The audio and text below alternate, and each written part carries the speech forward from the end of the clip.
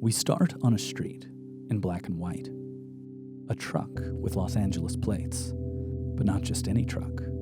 This is the coroner. We're going to the morgue to speak to a dead man. But not just any dead man. No, this is an old-time movie director. One of the biggest. This is an autopsy of Billy Wilder.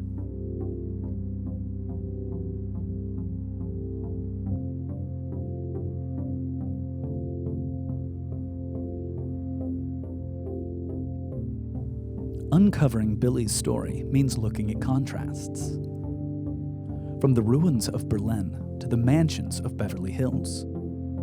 From Double Indemnity to Some Like It Hot. What's at the core of Billy Wilder? What drove the artist who created Ace in the Hole and The Apartment? If we look past the black and white photography, move beyond the awards, strip away decades of Hollywood stories, and turn off the studio lights, will we find the real Billy Wilder?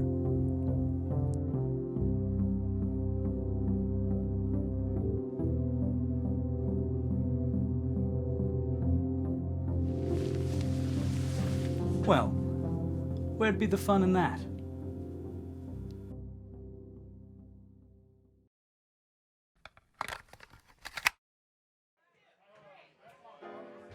Well, hello, how are you? If they catch me once more, they're gonna kick me out of the bank.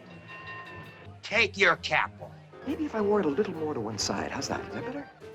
Mr. Wilder, thanks for joining us. Let me start by asking, how do you find life in the grave? Well, it's small, but it's gemütlich, as we say. But I do have another room there. Go and look. Really? It's for my secretary. You're from Vienna, but your film career started in Berlin. Did your generation find one city more interesting than the other? Well, it depends. You see, the younger ones, naturally, they preferred Berlin because that was the vibrant, modern city, especially the period where I lived there between 1927 and 1933.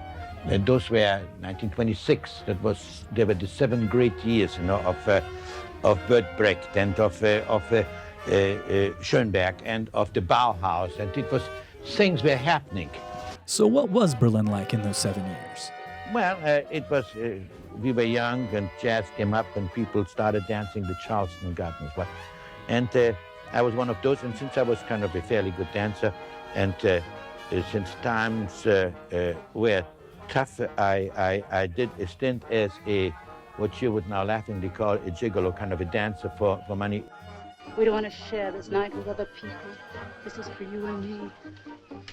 Oh? Hold me tighter. Okay. It was not quite as romantic as it sounds. Actually, I did it in order to write a series of articles on what it is to be a gigolo in Berlin. And it sort of made a bit of a scandal. Pinch me, darling. Pinch me so I'll know I'm not dreaming. Is there a reason you made so few musicals? I never made a musical in my life. I never should. It's not my bag.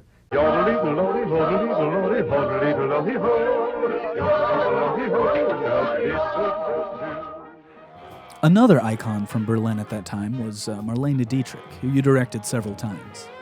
What was your relationship like? She was just an old pal of 35 years. And we talked often about illusion and truth, illusion, what you see on the screen or in the theater, when she comes with the boas and with the thing, and it's just all bullshit, To me, she was more like a man,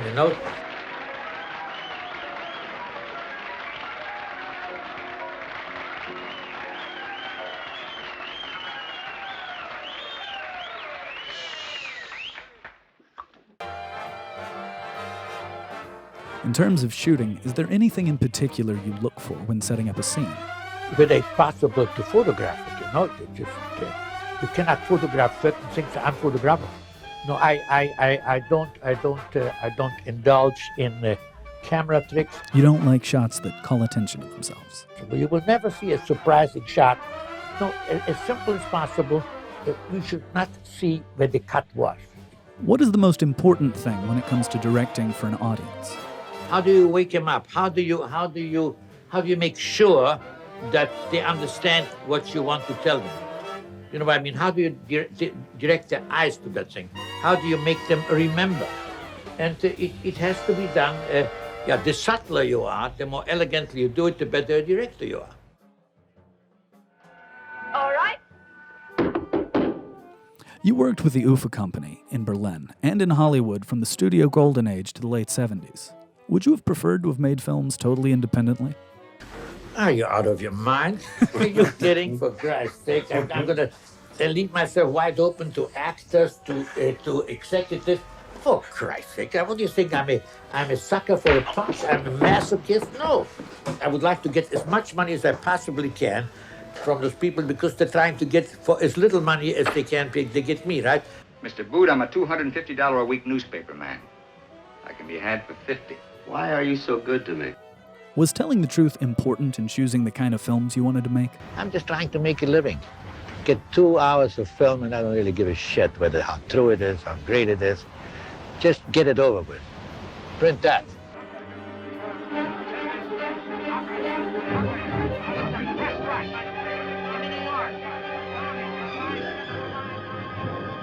The release, no shot, nothing, just a blind going up. In case you're wondering when you hear this transcription, if you can understand what I'm talking about. I honestly could not point my finger at any small incident even in those pictures which would reflect my background and where I come from. Maybe I'm unconscious of that. Maybe I had Americanized myself. Because one thing I hate more than being ignored is being taken too seriously. I've never taken myself as seriously. We are just sort of jerking off, as we say.